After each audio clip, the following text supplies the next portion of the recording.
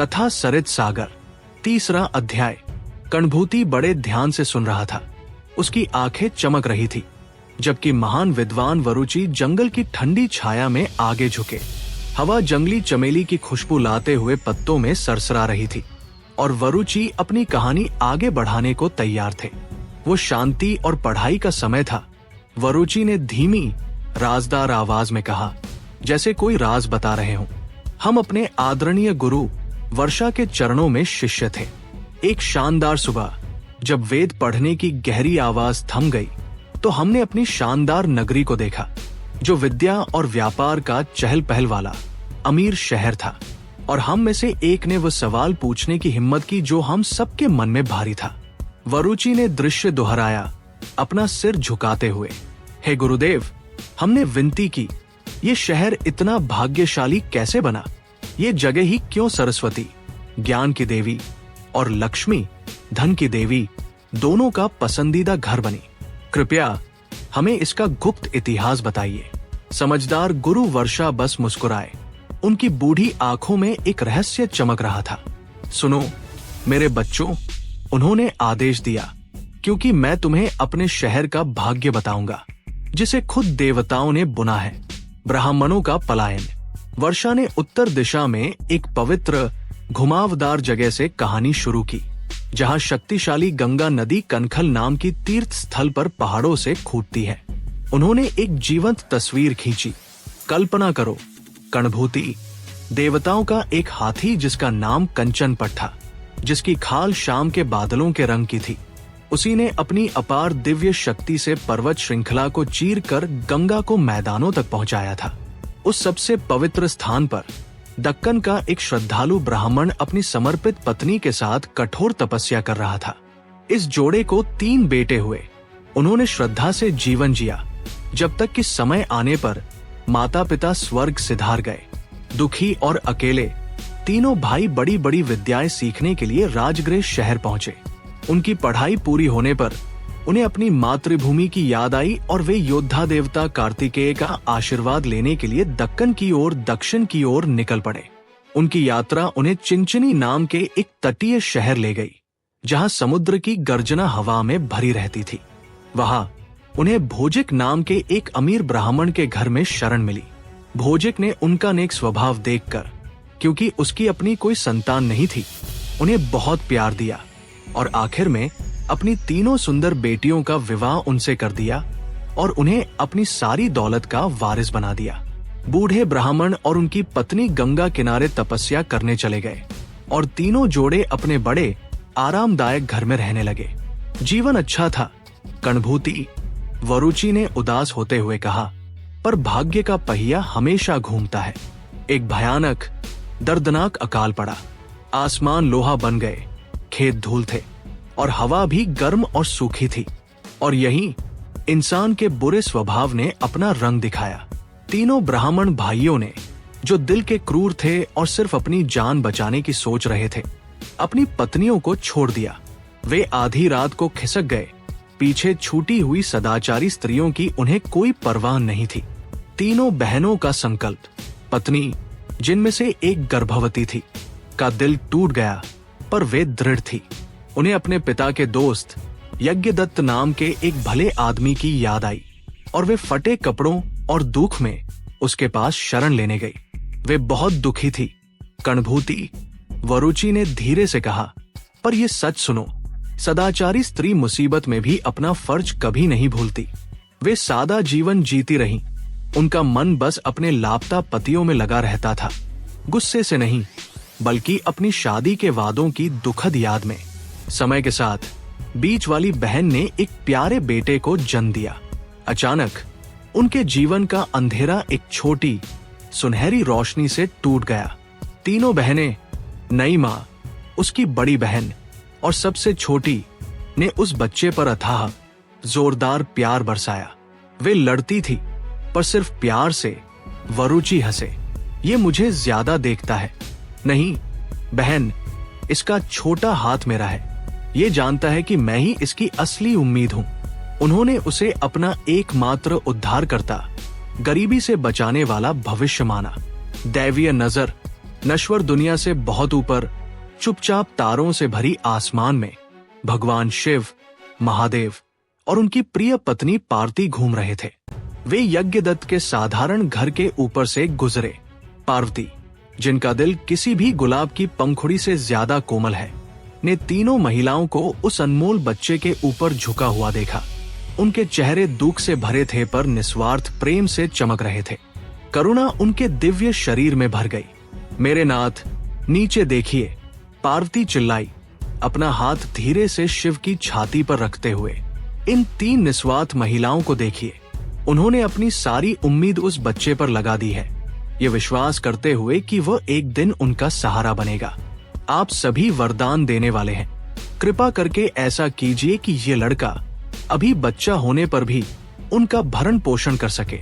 शिव, महान भस्म लगाए हुए नाथ, ने नीचे देखा और एक जानते हुए शक्तिशाली मुस्कान दी। मेरी प्रिय पार्वती, उन्होंने जवाब दिया। उनकी आवाज ब्रह्मांडीय शक्ति से गूंज रही थी। मैं निश्चित रूप से उसे अपना शिष्य बनाऊंगा। पिछले जन्म में इस आदमी और उसकी पत्नी ने मुझे अपनी गहरी तपस्या से प्रसन्न किया था। उन्हीं महान कर्मों के फल के लिए उसका जन्म अब पृथ्वी पर हुआ है। वे रुके, उनके चेहरे पर गहरी नियति का भाव था।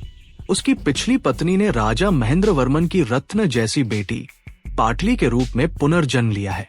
वह इस जीवन में भी उसकी पत्नी बनेगी। लड़के की नियति घोषित करने के बाद वरदान देने वाले महान देवता तीनों सोती हुई बहनों के सपने में प्रकट हुए। उनका राजसी रूप अंधेरे में टिमटिमा रहा था। तुम्हारे इस छोटे बेटे को पुत्रक कहा जाएगा। शिव की आवाज उनके सोते हुए दिमागों में गूंजी। और हर दिन जब वह नींद से उठेगा तो उसके तकिए के नीचे 1,00,000 सोने के सिक्के मिलेंगे। समय आने पर वह निश्चित रूप से एक महान राजा बनेगा। राजा पुत्रक का जन्म। तीनों बहनें हाफते हुए जागी। उनके दिल जोर जोर से धड़क रहे थे। वे पालने के पास भागी और वहां वह था। बच्चे के छोटे मुलायम तकिए के नीचे चमचमाते नए ढाले हुए सोने के सिक्कों का एक पहाड़ पड़ा था। 1,00,000 सिक्के जो कैद किए गए सूर्यों की तरह चमक रहे थे। खुशी के आंसू उनके गालों पर बह निकले। हमारी प्रार्थनाएं, हमारे वचन, देवताओं ने जवाब दिया। वे चिल्लाए, एक दूसरे को गले लगाते हुए। उनके काले दिन खत्म हो गए थे। इस चमत्कारी रोजाना मिलने वाले धन से अब सही नाम पुत्रक रखे गए बच्चे ने जल्दी ही एक चौंका देने वाला खजाना जमा कर लिया। तुम देखते हो कणभूति, वरुचि ने जोर देकर कहा, सौभाग्य बस पिछले तपस्याओं का फल है। पुत्रक की पिछली पार्टी ने उसे चलने से पहले ही राजा बना दिया था। जल्द ही पुत्रक महान व्यवहार और दयालुता वाले युवक के रूप में बड़ा हुआ, जो शासन करने के योग्य था। उनके भरोसेमंद दोस्त यज्ञदत्त ने एक शांत शाम को युवक को अलग बुलाया। मेरे राजा, यज्ञदत्त ने सम्मान से कहा, तुम्हारे पिता और चाचा ने अकाल के दौरान तुम्हारी माँ को छोड़ दिया था और चौड़ी दुनिया में भाग गए थे। लेकिन अब तुम्हें सभी ब्राह्मणों को लगातार, खुले तौर पर और उदारता से देना चाहिए। तुम्हारी बेमिसाल दयालुता की प्रसिद्धि दूर दूर तक फैलने दो। वे सुनेंगे और शायद लौट आएंगे। और तुम्हें प्रोत्साहित करने के लिए मैं तुम्हें राजा ब्रह्मदत्त की कहानी सुनाऊंगा। राजा और सुनहरे हंस। बहुत समय पहले प्राचीन बनारस शहर में यज्ञदत्त ने शुरू किया। ब्रह्मदत्त नाम का एक राजा शासन करता था। एक रात उसने एक ऐसा दृश्य देखा जिसने हमेशा के लिए उसका दिल जीत लिया। वरुचि ने नाटकीय प्रभाव के लिए रोका। कल्पना करो कणभूति, अंधेरे मखमली आकाश के सामने सुनहरे चमक वाले हंसों का एक जोड़ा उड़ रहा था।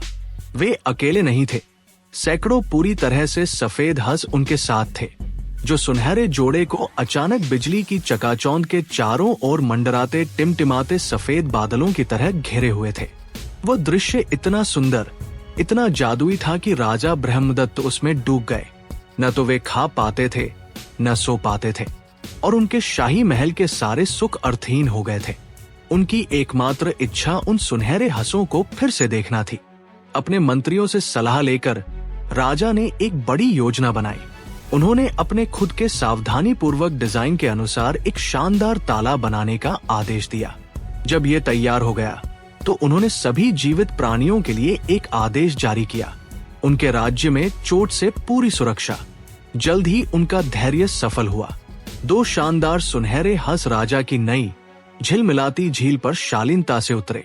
जैसे ही वे पालतू बने, राजा उनके पास गए और धीरे से जलता हुआ सवाल पूछा, मुझे बताओ महान प्राणियों, तुम सोने के क्यों हो?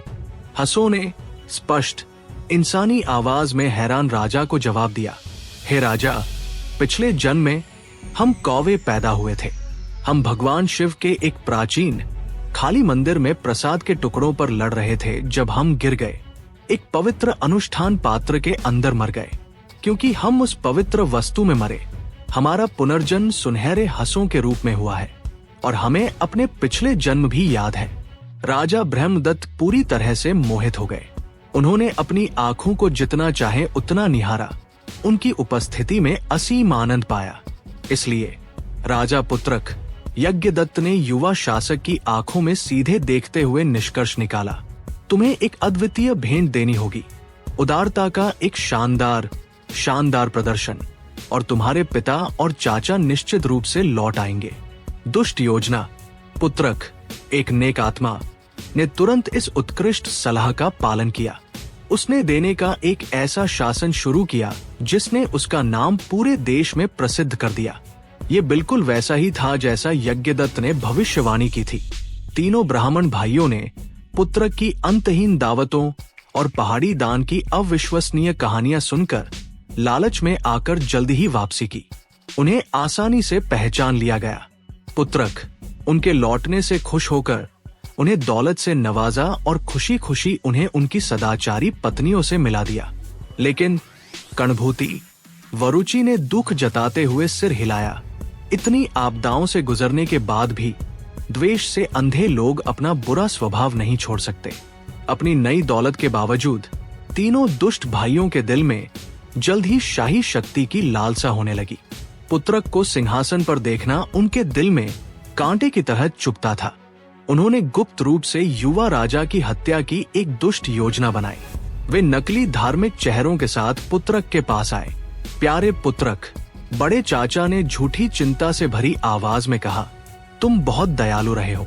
हम सभी को देवी दुर्गा के महान मंदिर में पवित्र तीर्थ यात्रा पर जाना चाहिए ताकि उनका धन्यवाद कर सके। पुत्रक अनजान सहमत हो गया। जब वे काले शक्तिशाली मंदिर पहुंचे तो भाई दरवाजे पर रुक गए। पहले अंदर जाओ भतीजे, बीच वाले चाचा ने आग्रह किया, और देवी के अकेले दर्शन करो। तुम्हें पहले धन्यवाद देना चाहिए। पुत्रक साहसी और मासूम साहसपूर्वक अंदरूनी पवित्र स्थान में कदम रखा। लेकिन एक खाली मंदिर के बजाय उसने परछाई में छिपे 2 क्रूर हत्यारों को देखा, जिनके हथियार तैयार थे और आंखें हत्या के इरादे से जल रही थी। क्यों? पुत्रक ने मांगा, हालांकि उसका दिमाग दौड़ रहा था। तुम मुझे क्यों मारना चाहते हो? हत्यारे, जो मंदिर के चारों ओर दिव्य शक्ति से क्षण भर के लिए भ्रमित हो गए थे, हकलाकर सच बोल उठे, हमें सोने के लिए काम पर रखा गया था। तुम्हारे पिता और तुम्हारे चाचा, उन्होंने हमें काम पर रखा है। चालाक पुत्रक ने अपने मौके को देखते हुए उन हत्यारों से बात की जिनके चेहरे पर भ्रम स्पष्ट था। देखो, मैं तुम्हें ये बेशकीमती गहना दूंगा, तुम्हारे वादे वाले सोने से भी ज्यादा। मुझे बख्श दो। मैं तुम्हारा राज नहीं बताऊंगा, बल्कि अभी एक दूर देश चला जाऊंगा। हत्यारे उस चमकते गहने से तुरंत विचलित होकर सहमत हो गए। ऐसा ही हो। उन्होंने गहना लिया और जल्दी से भाग गए, पिता और चाचाओं से ये झूठ कहकर कि पुत्रक मारा गया। दुष्ट ब्राह्मण शहर की ओर दौड़े, खुशी मनाते हुए, लेकिन उनका सामना शाही मंत्रियों के धार्मिक क्रोध से हुआ, जिन्होंने सच जानने पर उन्हें देशद्रोही बताकर तुरंत मौत की सजा दी। कृतघ्न कैसे समृद्ध हो सकते हैं? कणभूति वरुचि ने तेजी से पूछा। उनकी आवाज में तिरस्कार था। उनकी गलत तरीके से कमाई गई इच्छाओं ने उन्हें नष्ट कर दिया। माया के 3 खजाने। इस बीच वफादार राजा पुत्रक हत्यारों से किए गए अपने वादे के सच्चे रहते हुए विंध्य पहाड़ों के गहरे भयानक जंगल में प्रवेश कर गया। वो अपने धोखेबाज परिवार से पूरी तरह निराश था, बस एकांत की तलाश में था, जैसे ही वो घने जंगल में भटक रहा था, उसकी नजर एक चौंकाने वाली चीज पर पड़ी। दो विशाल प्रभावशाली नायक इतनी जोरदार कुश्ती लड़ रहे थे कि जमीन कांप रही थी। वे अपनी क्रूर प्रतियोगिता में पूरी तरह डूबे हुए थे। तुम कौन हो? पुत्रक ने सावधानी से दूर खड़े होकर पूछा। दो दैत्य रुके, उनकी छाती हाँफ रही थी। हम असुर माया के दो बेटे हैं। एक ने गुर्राया, हमारे पिता की दौलत हमारी है, पर हम तीन चीजों के अधिकार के लिए लड़ रहे हैं। ये पात्र, ये छड़ी और ये जूते। जो ज्यादा शक्तिशाली है वो सब ले जाएगा। पुत्रक मुस्कुराया, अपनी हंसी नहीं छिपा सका। ये तो किसी आदमी के लिए एक अच्छी विरासत है। माया के बेटों ने हैरान होकर देखा। एक अच्छी विरासत? उन्होंने ताना मारा। ये जूते पहनने से आदमी को हवा में उड़ने की शक्ति मिलती है। इस छड़ी से जो कुछ भी लिखा जाता है वो सच हो जाता है, और पात्र में जो भी भोजन मनुष्य चाहता है वो तुरंत वहां मिल जाता है। पुत्रक की आंखें चौड़ी हो गई। वो तुरंत समझ गया कि वह किसी दिव्य वरदान पर ठोकर खा बैठा है। लड़कर और खुद को चोट पहुंचाने से क्या फायदा? पुत्रक ने आसान और शांत लहजे में पूछा। मैं तुम्हारा झगड़ा सुलझाऊंगा। ये समझौता करो। जो दौड़ की दौड़ में खुद को सर्वश्रेष्ठ साबित करेगा वो ये दौलत पाएगा। भोले भाले लोग सहमत हो गए, अपनी गति साबित करने के लिए उत्सुक। सहमत, वे चिल्लाए और जंगल की ओर दौड़ पड़े। एक पल में पुत्रक ने चतुर काम किया। उसने जादुई जूते पहने, छड़ी और पात्र को पकड़ा और हवा में ऊपर ऊपर ऊपर उड़ गया। वो एक बड़ी दूरी तक उड़ गया। नीचे दुनिया को एक यात्री देवता की तरह देख रहा था। आकर्षिका की राजकुमारी। पुत्रक ने जल्द ही नीचे एक सुंदर शहर आकर्षिका को फैला हुआ देखा। उसने चुपचाप नीचे उतरकर जादुई जूतों से खुद को धीरे से उतारा। उसने सोचना शुरू किया, वे शायद धोखा देने वाली होती है। ब्राह्मण मेरे पिता और चाचाओं जैसे हैं और व्यापारी लालची है। मैं किसके घर में सुरक्षित रह सकता हूँ? वो एक अकेली टूटी फूटी पुरानी जीर्ण शीर्ण झोपड़ी पर आया। उसमें एक अकेली बूढ़ी औरत रहती थी। उसने उसे अपने जादुई खजाने से कुछ सोना उपहार में दिया और वो तुरंत समर्पित हो गई। वो वही रहने लगा, उस दयालु बूढ़ी औरत द्वारा श्रद्धा से सेवा की जाती हुई, किसी की नजर में आए बिना। एक दिन बूढ़ी औरत ने पुत्रक को माँ के प्यार से देखा।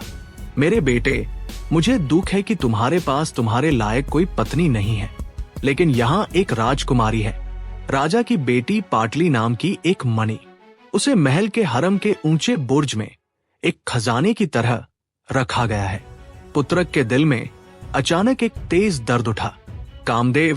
कामदेव ने उसके अनजाने पल को पकड़ लिया था। पाटली, ये नाम शिव की भविष्यवाणी की याद दिला रहा था। उसने फैसला किया, मुझे आज ही उस सुंदरी को देखना होगा। उस रात अपने जादुई उड़ने वाले जूते पहनकर पुत्रक शहर के ऊपर ऊंचा उड़ गया। चुपचाप शाही महल तक पहुंच गया। वो जमीन से असंभव रूप से ऊंची एक खिड़की से अंदर दाखिल हुआ और वहां उसने उसे देखा। पाटली, वो हरम के गुप्त कमरे में सो रही थी। उसके अंग ऐसे लग रहे थे जैसे चांदनी में नहा रहे हों, जो उसे एक पतले चांदी के शॉल की तरह चिपकी हुई थी। वरुचि ने नाटकीय ढंग से घोषणा की, वह थी प्रेम की असली शक्ति दुनिया को जीतने के बाद आराम कर रही है। जब वह सोच रहा था कि उसे कैसे जगाया जाए, तो नीचे एक चौकीदार एक गीत गाने लगा। युवक अपने जन्म का फल तब पाते हैं जब वे सोती हुई सुंदरी को गले लगाते हैं और वो मीठे मीठे डांट के साथ अपनी आंखें धीरे धीरे खोलती है। प्रोत्साहित करने वाले परिचय से प्रेरित होकर पुत्रक ने खूबसूरत पाटली को धीरे से गले लगाया, जिसके अंग उसके स्पर्श से कांप उठे। वह जागी और उसकी आंखें अभी भी नींद से भारी थी। एक प्रतियोगिता में फंस गई। शर्म और प्रेम प्रभुत्व के लिए लड़ रहे थे। एक उसकी ओर देख रही थी, दूसरी शर्म से नजरें हटा रही थी। उन्होंने बात की, वे हंसे। उन्होंने गंधर्व विवाह किया, जो आपसी प्रेम पर आधारित प्राचीन गुप्त मिलन था। जैसे ही रात ढली, उनका प्यार बढ़ा और गहरा हुआ, जब तक कि पुत्रक को दुख भरे दिल से अपनी नैनवेली पत्नी को अलविदा कहकर अपना मन सिर्फ उसी में लगाए हुए बूढ़ी औरत के घर वापस उड़ना पड़ा। पाटलिपुत्र की स्थापना। हर रात राजकुमार गुप्त रूप से आना जाना करता था, लेकिन आखिरकार ये जादुई रहस्य महल के गार्डों ने पकड़ लिया। वे तुरंत राजा को सूचित करने भागे, जो पाटली के पिता थे। राजा गुस्से में आ गए और उन्होंने चुपके से कमरे पर नजर रखने के लिए एक महिला को नियुक्त किया। उसने पुत्रक को गहरी नींद में पाया। उसे पकड़वाने के लिए उसने उसके कपड़ों पर लाल लाख से एक निशान लगा दिया। सुबह राजा ने जासूस भेजे। उन्होंने चमकीले लाल निशान से पुत्रक को जल्दी ढूंढ लिया और उसे जीर्ण शीर्ण झोपड़ी से खींचकर गुस्से वाले राजा के सामने ले आए। लेकिन जैसे ही राजा मौत की सजा सुनाने की तैयारी कर रहा था, पुत्रक मुस्कुराया। उसने अपने जादुई जूतों का इस्तेमाल किया और सीधे हवा में उड़ गया। पाटली के महल के कमरे में खुली खिड़की से दाखिल हुआ। हम पकड़े गए मेरी प्रिय, उसने जोर से चिल्लाया। उठो, हमें जूतों के साथ भागना होगा। उसने पाटली को अपनी मजबूत बाहों में भरा और हवा में उड़ गया। एक भागता हुआ राजा अपनी जादुई रानी के साथ। वे गंगा नदी के बड़े किनारे के पास उतरे। पाटली थकी हुई और भूखी थी, लेकिन पुत्रक ने अपने जादुई पात्र से उसे स्वादिष्ट मीठे केक से भरने का आदेश दिया, जिससे उसकी प्रिय को ताजगी मिली। जब पाटली ने अपने पति की पूरी दिव्य शक्ति देखी, उड़ने वाले जूते, अंतहीन सोना, जादुई भोजन, तो उसने एक अनुरोध किया। मेरे स्वामी, आपके पास ये सारी शक्ति है। यहीं पर एक शहर का नक्शा बनाओ, एक नया, भव्य, शक्तिशाली शहर। पुत्रक मुस्कुराया। अपनी कमर से जादुई छड़ी निकाली। उसने एक शक्तिशाली शहर की रूपरेखा खींची, जिसमें शाही सेना के चारों प्रकार, पैदल सेना, घुड़सवार सेना, रथ और हाथी शामिल थे। और छड़ी की शक्ति के कारण वो तुरंत अस्तित्व में आ गया। उसी क्षण जादू और भाग्य का एक शहर पैदा हुआ। पुत्रक ने खुद को उसका राजा स्थापित किया। उसकी महान शक्ति अब पूरी तरह से साकार हो गई। उसने शांति से अपने ही हैरान ससुर को वश में किया और समुद्र तक पूरी पृथ्वी का शासक बन गया। ये हे कणभूति, वरुचि ने गर्व से गूंजती आवाज में निष्कर्ष निकाला, वही दिव्य शहर है। इसे जादू से बनाया गया था, जिसके नागरिक भी शामिल थे, क्योंकि शहर को शाब्दिक रूप से पाटली के प्यार और पुत्रक की छड़ी से रेखांकित किया गया था। इसका नाम पाटलिपुत्र है और ये हमेशा धन और विद्या का घर है। जैसे ही आश्चर्यजनक कहानी समाप्त हुई, कणभूति चुपचाप बैठा रहा। उसका दिमाग घूम रहा था।